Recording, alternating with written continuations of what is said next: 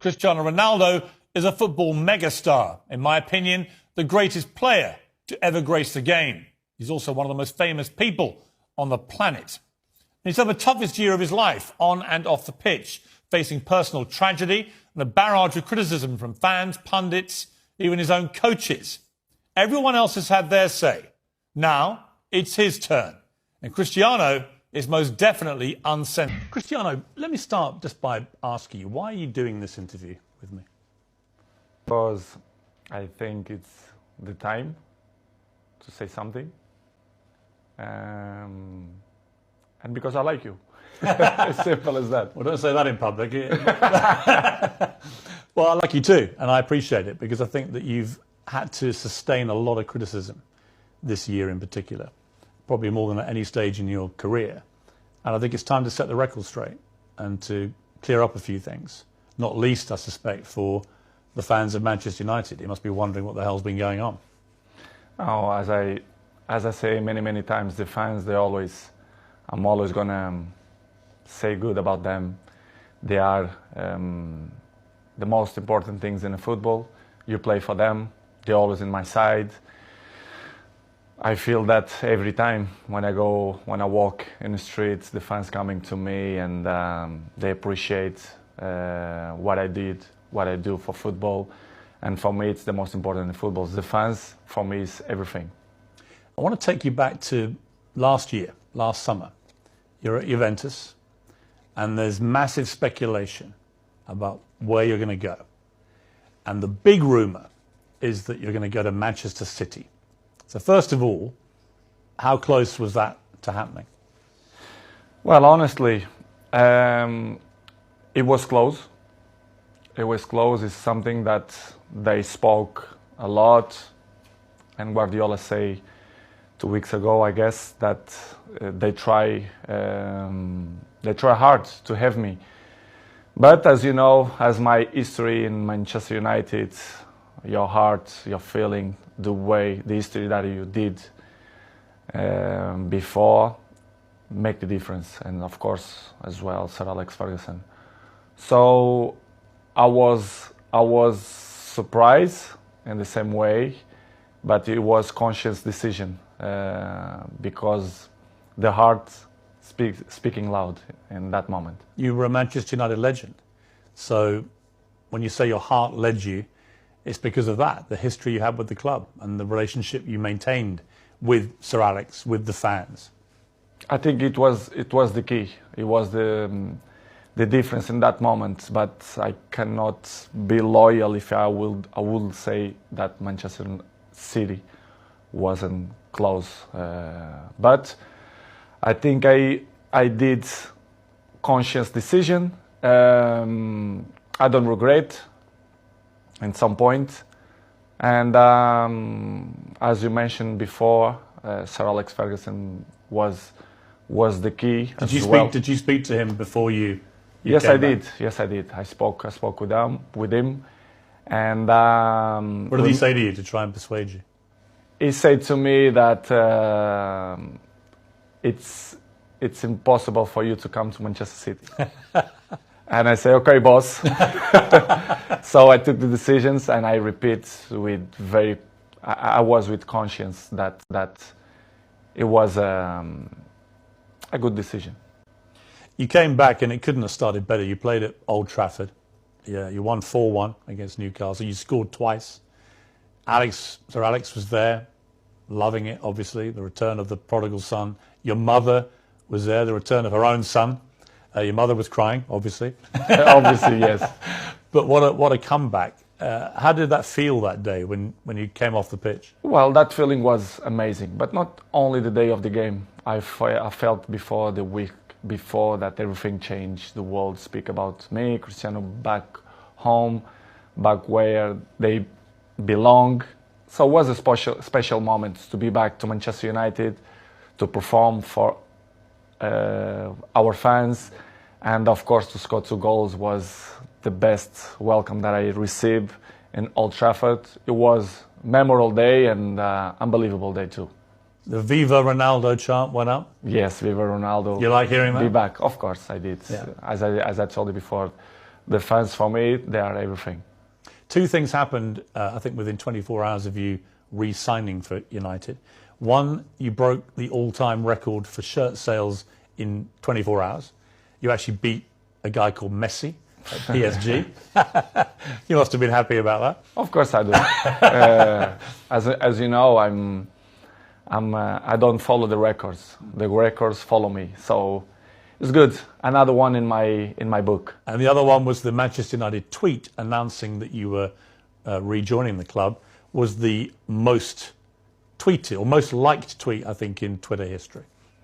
It's good. As I told you before, it was a good moment. Nobody expect, because things change around, in my opinion, in 72 hours, which is you plan, or they spoke, not only Manchester City but other clubs too, spoke about your name, that you will change Juventus for another club. But Manchester United wasn't there, wasn't in that pot of that teams, but surprised everybody, even me, to be honest. After a few weeks, things weren't going well at Manchester United. The club just wasn't firing. And in the end, Ole Gunnar Solskjaer, the manager, got sacked. And that's within like 2 months of you coming back. What were you feeling about what was going on at United? And what did you feel generally about the club itself and the state that the club was in compared to when you'd been there before?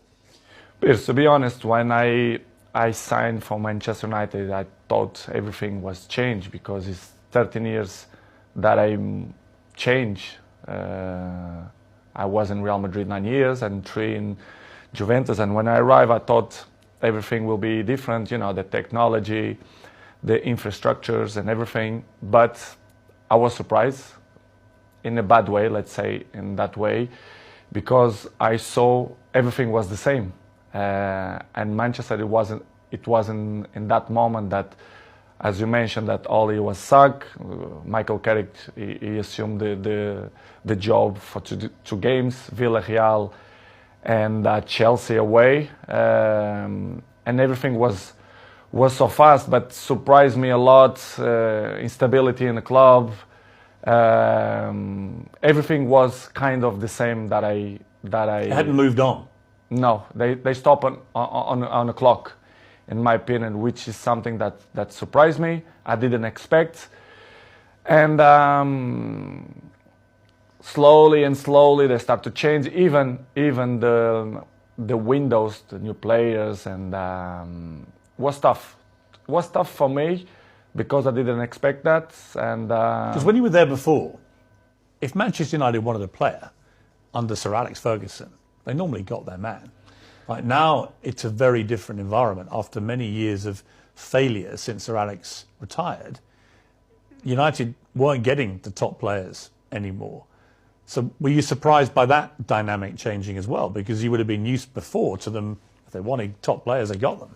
I was surprised. I thought when I signed, that they signed in that year Sancho and Varane plus me, that things will be in the way that Manchester should be. As you mentioned, well, Sir Alex Ferguson left a big gap in the club. Not only Sir Alex Ferguson, but one person that I thought make the difference, David Gill, the president, a very, very good man. And the structure around Sir Alex Ferguson was very important too. I knew that Manchester United wasn't the same, but I don't see that it was so big gap, so big things that go through by the last 10 years. And it was the thing that surprised me more, to be honest. It was little things like even the swimming pool that the players use, the saunas, all these facilities. Nothing had changed since you'd left in 2009. Nothing changed. Surprisingly, not only the pool, the jacuzzi, even the gym. Even some points, the technology, the kitchen, the chefs, which is I appreciate, lovely persons. They stop in a time which is it surprised me a lot. I thought I will see different things, different, as I mentioned before, technology, infrastructure. But unfortunately, we see many things that I'm used to see when I was 20, 21, 23. So surprised me a lot. You'd also, of course, as you said, you've been at Real Madrid and Juventus, where you saw them moving all the time to progress with technology, the latest thing, to improve performance levels. So you were able to compare what you'd experienced there with what was not happening at United.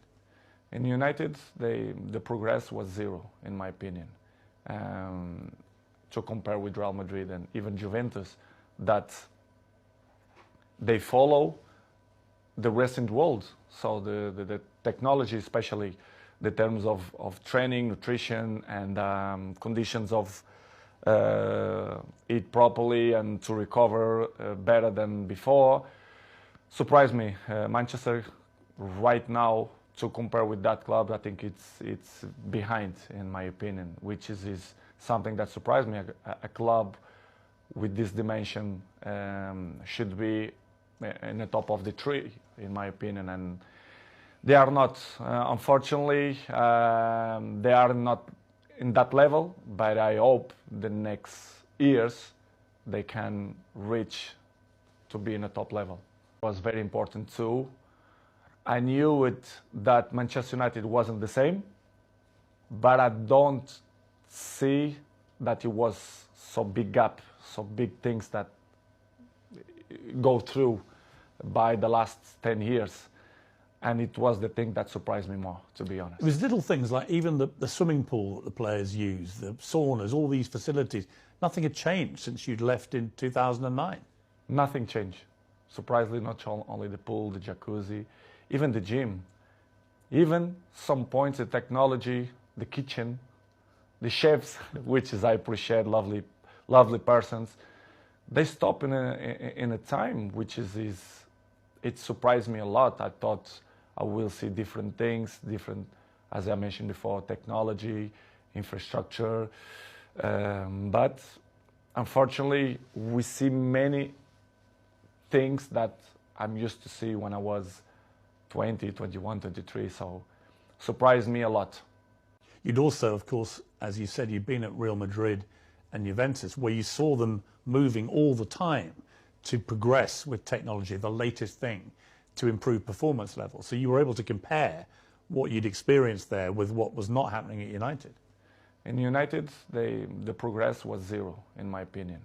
To compare with Real Madrid and even Juventus, that they follow the recent world. So the technology, especially the terms of training, nutrition, and conditions of eat properly and to recover better than before, surprised me. Manchester right now, to compare with that club, I think it's behind, in my opinion, which is something that surprised me.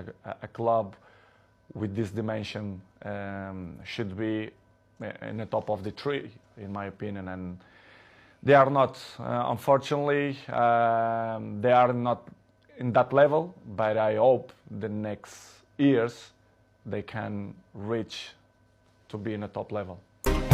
When you look at, United have had some of the best managers in the world follow Sir Alex Ferguson, and they've all been relative failures compared to other stages of their careers. Do you think that partly that's down to the structural element of this, that there just isn't the support that top managers need?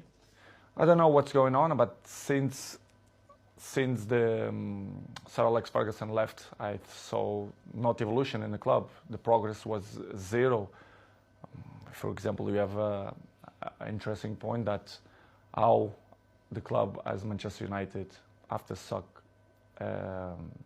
Ole, they bring sport directive Ralph Rangnick, which is something that nobody understands. This guy is not even a coach. A bigger club like Manchester United bring sport directive, surprised not only me but all the world. Well, it was a ridiculous decision, wasn't it? Of course, in my opinion, you have to be honest. If you're not even a coach, how are you gonna be the boss of Manchester United? It's something that I should see that Manchester is not followed not the right way to reach successful like other teams, like for example Liverpool or Manchester City, Chelsea. They are one step behind or two because of this kind of mistakes, in my opinion. That they should improve and change probably the staff or the people, the directives or president, the directives or presidents. I don't know who is the problem there, but since did it show a lack of ambition to you when they replaced Ole Gunnar Solskjaer, who a lot of fans liked, but he obviously wasn't delivering the big titles that United wanted and were used to. But to a point, someone like Ralf Rangnick, I mean, I'd never heard of him. And I'm thinking if had you heard of him? No, of course not. You'd never heard of this guy? Nobody. And the people who I speak, nobody knew it, who is him. So suddenly did you call him the boss? Of course. I respect. We have to call because he assumed the job. Regardless, all the coaches that I had in my career, I call them boss because if they assume the job, you have to call in that way. But in the end, deep inside me, I never saw him as a boss because I saw some points that I never agreed, and he stopped in the time as well. Because if you're not being a coach, the next 5 years, you're gonna lost the identity of to be a coach. So surprised me a lot. But in the same way, don't surprise me a lot because if you see the structures, they keep it the same. So the coaches didn't surprise me, but it was a tough moment. What was extraordinary was very quickly after Rangnick took over, he started briefing journalists that you weren't pressing enough and that maybe it would be a good idea if you moved on from the club. And I'm like, who is this guy? And why is he saying this to the man who's scoring the goals? To be honest, Piers, it's something that I don't understand. It's the new coaches that coming around, they think they find the last Coca-Cola in the desert, which is I don't understand. The football that invents many years. So, but I respect any coach have a different approach, different opinions, different mentality, but kind of some points that you not agree. So I'm always like that in my life. I'm always been besides the best coaches in the world, Zidane, Ancelotti, Mourinho, Fernando Santos, Allegri. So I had kind of some experience because I learned from them. And when you see some coaches that they're coming, that they want to revolution the football, I not agree. I have my opinion. They agree or they disagree, but it's part of the business because in the end of the day, I'm in a club to win. And with my experience, I want to help, like always. And some coaches that don't accept. And, it's part of the job. Did he know what he was doing, Rangnick, or not? At a club like United? No, they don't. They knew the club very well, but they don't know the dimension of the club inside, the history of the club, which is for me surprised me even more, which is when the soccer Ole Solskjaer, you should bring a top manager, not sport director. Did you think it was right to get rid of Solskjaer, or would you have kept him on? Well, it's not. I love Solskjaer. I think he was a top person because what I keep inside my heart, it's the heart of the persons, and Ole for me is a top person. Coach, of course, he wasn't. He didn't look for what he wants. It's hard to assume after Sir Alex Ferguson, but I think he did a good job. For sure, he need more time, but I'm never doubt that he's going to be a good coach in the future. But it was a good experience. I was so pleased to work with him, even a short period. What about the younger players, and specifically their mentality? Because it seemed to me, just from what I was reading, when you were originally at Manchester United as a young 18-year-old, that you had huge respect for the older players, the Keanes and these guys in the dressing room, and you would soak up their experience, their wisdom and so on. Did you get that same respect, do you think, from the younger players? I don't mean that they don't respect the experienced players or the oldest players. I don't think that word is the best one, but they live in a different era. I can see my kid, they have 12 years old. The mentality, they are not the same. They are not suffer that. What's the difference? The anger. I think the anger. I think that they have the things more easily. Everything it's easily. They don't suffer. And I think they don't care. I don't mean only a few in Manchester United, but all the teams, all leagues in the world, the youngers, they are not the same of my generation. But we cannot blame them because it's part of the life, the new generation and the new technologies that avoid, they distract them for another thing. So, but they are not the same. They listen, but this is why we have 2 years. You listen from one side and they go away from another side. So don't surprise me, but in the same way, it's a little bit shame because if they have the best examples in front of your eyes and if they don't at least copy what you did for me, it's kind of weird because I remember when I was 18, 19, 20s, I'm always look to see the best players, Van Nistelrooy, Ferdinand, Roy Keane, and Giggs. This is why I have the successful that I have and longevity, because I take care of my body, my mentality, my head, because I see these guys and I learn from them. When you try and give advice to these younger players, what do you say to them? What do you try and guide them to be like? I think the best advice, I'm not the kind of guy to like to give advices. I prefer to be as example. Yes. Because I'm an example. I'm there every morning. I do it the same stuff. I'm probably the first ones to arrive and the last ones to go out. I think the details speak for itself. So, because as I told you before, they listen one thing and in 2 minutes they already forgot and do it whatever they think it's better. This is why I say I like to lead by example. And some ones they follow me, not much, but see, I just find that incredible. That if I was a young footballer and I had Cristiano Ronaldo at my club, that I wouldn't want to spend every second watching him, listening to him, observing the way you go about your business. And yet, from what you're saying, clearly, they're not interested. They don't care. Some ones, yes, but most of them, no. But for me, it's not surprise me. Don't surprise me because they're not going to have longevity careers, in my opinion. It's impossible. It's impossible to see, for example, my generation, you see many players, they reach 36, 37, 38 in a high level. I think this generation, you're going to count by your hands how many going to reach in that level, because these years of preparation, it helps a lot. Who are the players in the world that you most admire for their mental strength, their attitude? It's a difficult question because I'm always can say what I see from my eyes. For example, if you tell me what I see, for example, in Manchester United, I can mention probably Dalot, Diogo Dalot. His example is young, but he's very, very professional. And I'm not doubt that he's gonna have longevity in the football because he's young, he's smart, intelligent, and he's very professional. You have a few ones more, but like him, it's difficult to see. Probably Martinez, Casemiro's 30s,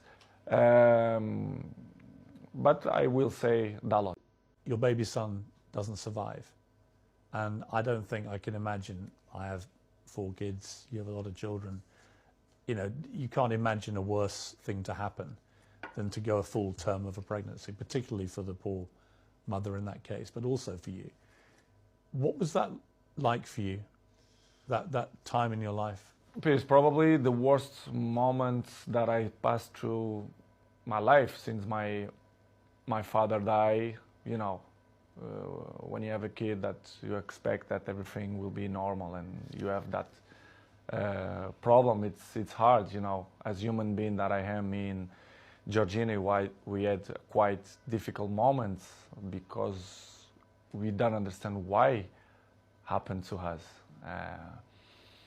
Was difficult, to be honest. Was very, very difficult to understand what's going on in that period of our life.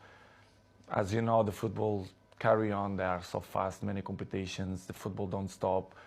We have many competitions. And pass through in that moment was probably the most difficult moment that I had in my life. Me and my family, especially Gio, that was tough. She said she was giving an interview about the new series of her TV show. And she said in an interview, a big piece of my heart shattered. And I asked myself how I could carry on. I had the answer nearer than I thought. I looked into the eyes of my children, and there I saw the only way of doing it being all together. Yeah, I saw too. Yeah, this is why what we did. I grew up my family, especially Gio, and we had the difficult moments. But we said, listen, we have more kids. We have one that born, Bella, that we have to be happy too. I mean, such a difficult situation again, where you're mourning the terrible loss of your little baby boy, but also celebrating the birth of your beautiful daughter. I try to explain sometimes to my family and even my close friends. They say, I never felt to be happy and sad in the same moment. Yes. I never felt. It's hard to explain. So difficult. So difficult. You don't know if you cry or you don't know if you smile. Yes. Because it's something that you don't know how to react. You don't know what to do, to be honest. And of course, I remember very well that I look like,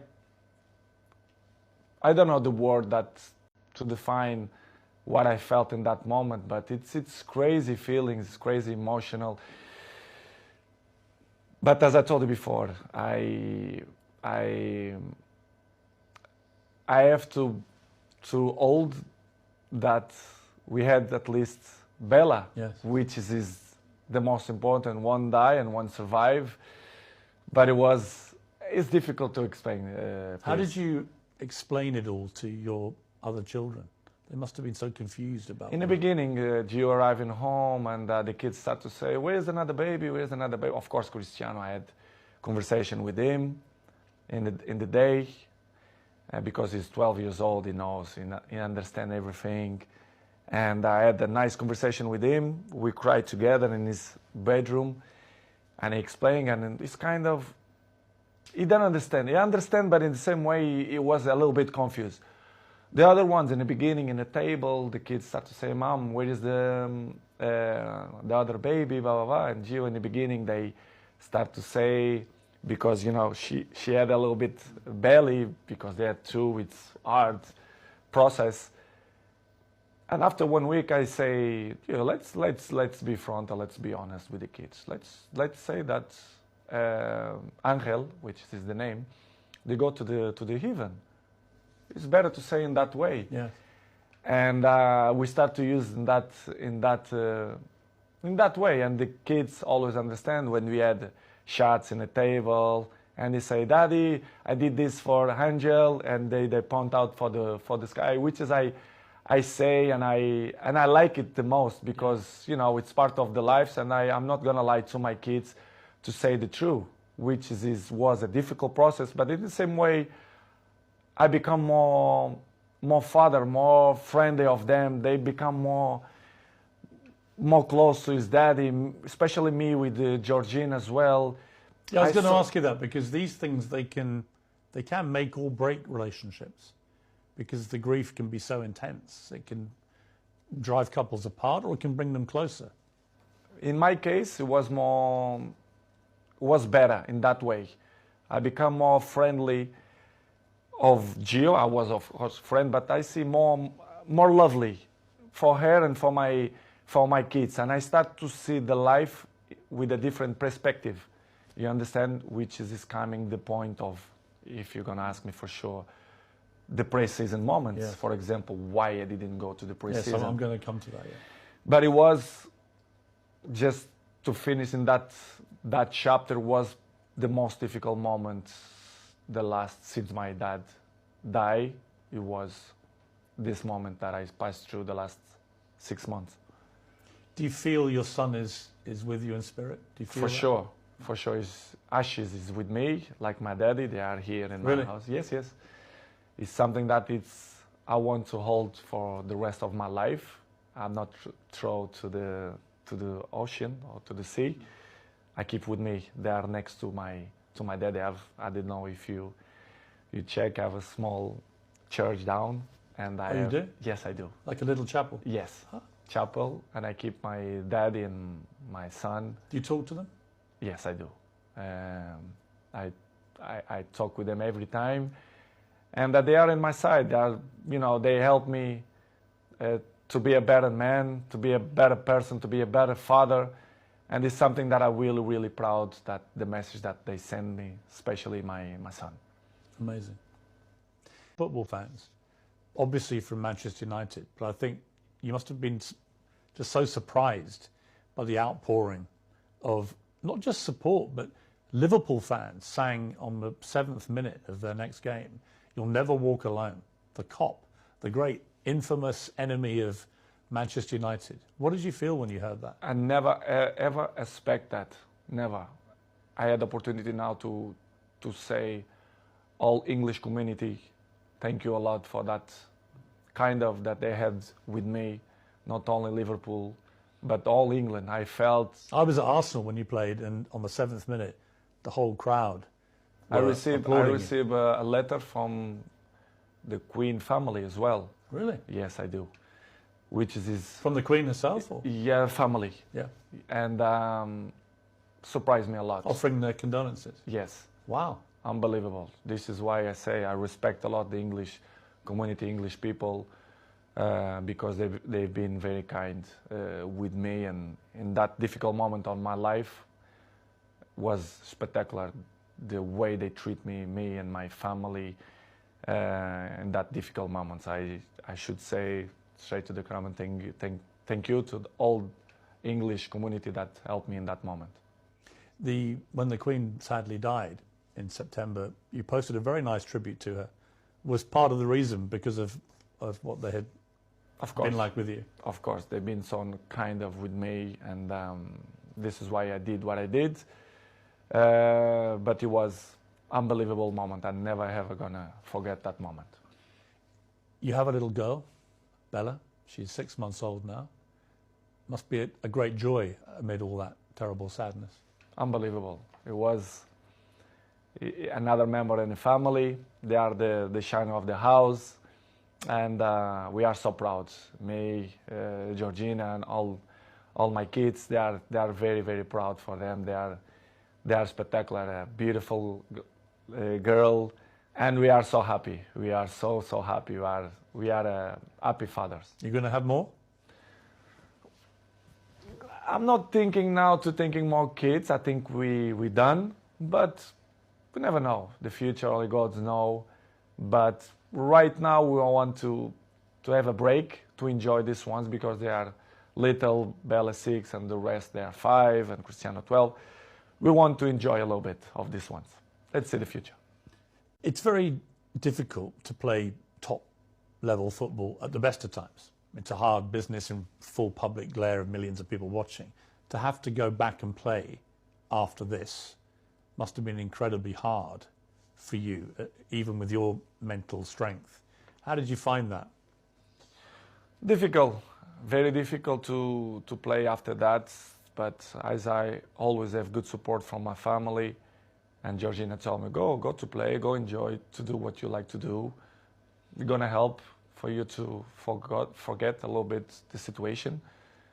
It was difficult, but in the same point, I think helps for you to, to don't thinking much about that. Even to training was good, but as you know, the football going so fast, and trainings, games, even the national team, the things going so fast, you don't even have a time to settle and say what's going on, because the things going so fast. But it was good. Georgina helped me a lot to give me that possibility to say. She's a very strong woman. Yes, she did. Georgina. Yes. I mean, really. Yes. I mean, really strong. Yes. Just to be your partner is probably not an easy time a lot of the time, with all the attention all the time.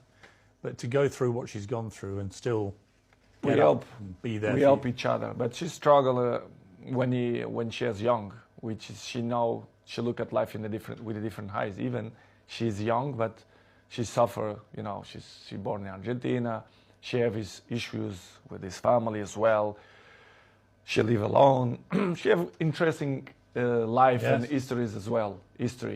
And she helped me a lot. She's very mature for his age. We help each other. Sometimes when I'm a little bit down, she push me up, and I do it to the other side. So we are a nice couple. We help each other. So I'm really pleased that she's on my side. Any movement on the wedding bells, Cristiano? I'm not thinking now about that, but I can see in the future. I think she deserves, but it's something that not coming now in my plans, but in the future, yes.